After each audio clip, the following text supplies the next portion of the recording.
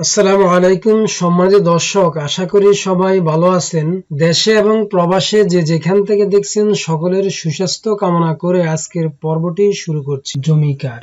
যার কাছে খতিয়ান আছে তার, না যার কাছে দলিল আছে তার, নাকি যার দখলে আছে তার? মনে করেন একটি জমি আছে যার পরিমাণ 25%। করিমের কাছে দলিল আছে, রহিমের কাছে দখল আছে, জামালের কাছে খতিয়ান আছে। তাহলে এখানে এই তিনজন মালিক, এর মধ্যে জমিটি আসলে কার? করিমের কাছে দলিল আছে, তার আবার দখল নাই, খতিয়ানও নাই। রহিমের কাছে দখল আছে, তার কাছে দলিলও নাই, খতিয়ানও নাই। আবার জামালের কাছে খতিয়ান আছে, দখলও নাই, দলিলও নাই। তাহলে আসলে জমিটি কার? আসলে জমির প্রকৃত মালিক কে? যার কাছে খতিয়ান আছে তার, না যার কাছে দলিল আছে তার, নাকি যার দখলে আছে তার?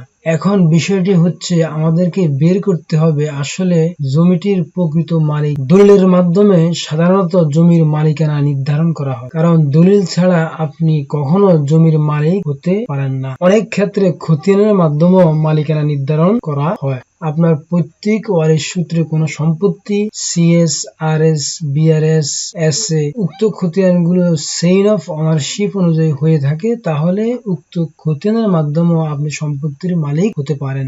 দলিলের মাধ্যমে মালিকানা নির্ণয় করা হয় সম্পূর্ণ সঠিকভাবে যদি আপনি সঠিক ব্যক্তির নিকট হতে এবং সঠিকভাবে দলিলটি সম্পাদন করে মালিকানা অর্জন করে থাকেন।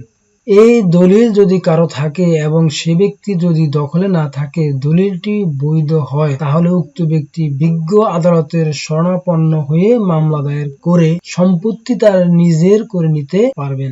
যার দলিলটি সেটি যদি বৈধ হয় এবং যার থেকে উক্ত জমিটি ক্রয় করেছেন ওই ব্যক্তির সম্পত্তি যদি বৈধ হয়, তাহলে তিনি যিনি দখলে আছেন তাকে গিয়ে বলবে, ভাই আমি জমিটি ক্রয় করেছি, আপনি আমার জমিটি ছেড়ে দেন, যাতে করে আমি আমার ক্রয়কৃত সম্পত্তি বা জমি ভোগ দখল করতে পারি, আমার কাছে দলিল আছে। উক্ত ব্যক্তি যদি জমিটি খালি করে দেয় তাহলে তো ভালো, আলহামদুলিল্লাহ, কোনো সমস্যা নেই। যখন উনি জমিটি খালি করে না দিবেন তখনই কিন্তু একটি প্রবলেম ক্রিয়েট হবে জমি ক্রেতার জন্য। আর যদি দখলে থাকা ব্যক্তি জমিটি না ছেড়ে দেয়, সম্পত্তি যদি উক্ত দখলদার ব্যক্তি খালি করে না দেয়, যেদিন থেকে উক্ত ব্যক্তি সম্পত্তি দিতে অস্বীকৃতি জানালো সেই দিন হতে 12 বছরের মধ্যে আপনাকে সুনির্দিষ্ট প্রতিকার আইনের 8 ধারায় স্থাবর সম্পত্তির দখল পুনরুদ্ধার ও সাথে 42 ধারায় ঘোষণার মামলা করতে হবে। তাহলে করিম যার কাছে দলিল আছে সে উক্ত স্থাবর সম্পত্তির দখল পুনরুদ্ধার করে জমি তার নিজের করে নিতে পারবেন এবং তিনি উক্ত সম্পত্তি ভোগ দখল করতে পারবেন। আবার আসি পরবর্তী ধাপে জামালের কাছে। জামালের কি আছে? জামালের কাছে শুধুমাত্র খতিয়ান আছে, ওনার দখলও নাই, দলিলও নাই। খতিয়ান হচ্ছে সরকারের খাজনা আদায়ের একটি মাধ্যম মাত্র। এই খতিয়ানের মাধ্যমে সরকার জমির মালিকের কাছ থেকে খাজনা আদায় করে থাকে।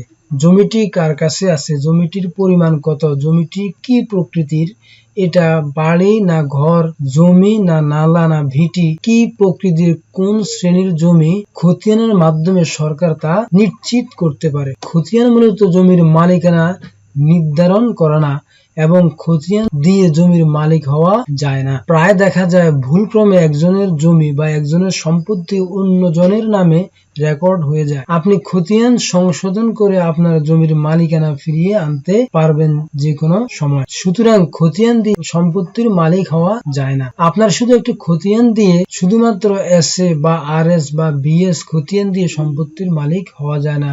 শুধুমাত্র একটি, যে কোনো একটি খতিয়ান দিয়ে আপনি আপনার সম্পত্তির মালিকানা নির্ধারণ বা নির্ণয় করতে পারবেন না এবং এই বিষয়টি খুবই কঠিন। কিন্তু আরেকটি বিষয় আছে, কেউ যদি সিএস, এসএ, আরএস, বিআরএস খতিয়ানে প্রত্যেক ওয়ারিশ সূত্রে মালিক হয়, তাহলে এখানে খতিয়ান মালিকানা অবশ্যই নির্ধারণ করবে। খতিয়ান সাধারণত দুই ধরনের, একটি হচ্ছে জরিপকৃত খতিয়ান যা সিএস, এসএ, আরএস, বিআরএস খতিয়ান, আর আরেকটি হচ্ছে নামজারি খতিয়ান। এখন নামজারি খতিয়ান হচ্ছে আপনি যখন পৈতৃক ওয়ারিশ সূত্রে বা আপনি কোনো সম্পত্তি ক্রয় করে থাকলে আপনাকে আগের যে মালিক কিংবা আপনার পিতার মৃত্যুর পর আপনার ওয়ারিশ সূত্রে যে সম্পত্তি পাবেন, উক্ত সম্পত্তি আপনার পিতার যে খতিয়ান আছে উক্ত খতিয়ান থেকে কর্তন করে আপনার নিজের নামে একটি খতিয়ান তৈরি করতে হবে। এবং যদি আপনি জমিটি ক্রয় করে থাকেন তাহলে যার নিকট থেকে আপনার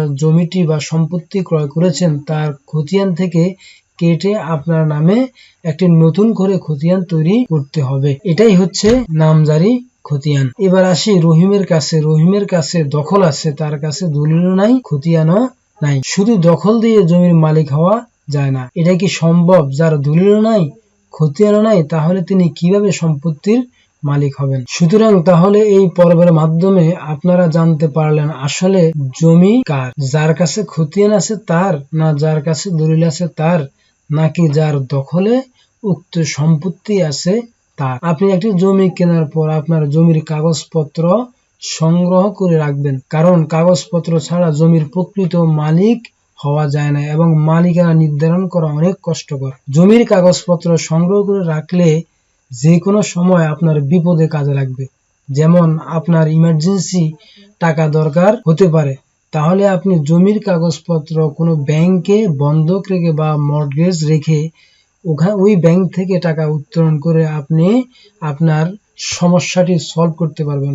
বা আপনার জমিটি বিক্রয় করার প্রয়োজন হতে পারে, আপনার বিপদে পড়ে আপনি যদি আপনার সম্পত্তিটি বিক্রয় করেন তাহলে আপনি কোনো প্রকার হয়রানি ছাড়াই জমিটি নিরবিচ্ছিন্নভাবে কাগজপত্র থাকলে আপনি সম্পত্তিটি বিক্রয় করতে পারবেন। আপনার কাগজপত্র যেন নষ্ট না হয় এবং প্রয়োজনে 2-3টা সেট ফটোকপি করে বিভিন্ন জায়গায় রেখে দেন, যাতে করে আপনি সময় মতো আপনার কাগজপত্রগুলো ঠিকভাবে পেতে পারেন।